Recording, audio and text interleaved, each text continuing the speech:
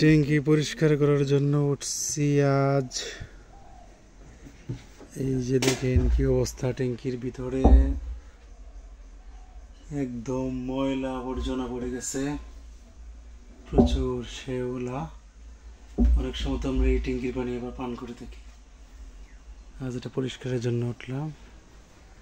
এই যে জয় লুই মারছে, ঠিক আছে, এই যে জয় লুই মারতেছে, ঠিক আছে।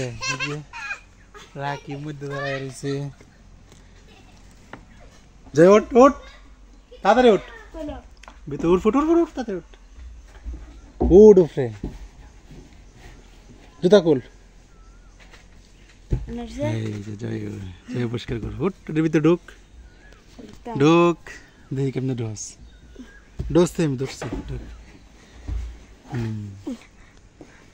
ঢুক, হ্যাঁ ঢুক,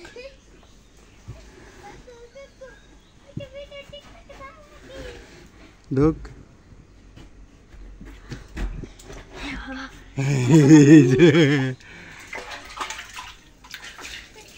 রাখ রাখ রাখ রাখ, দিতেছি তার জিনিস দিতেছি আমি, রাখ। এই যে ফটো ডোহা, অল্প অল্প ডাল, অল্প এটা না তো।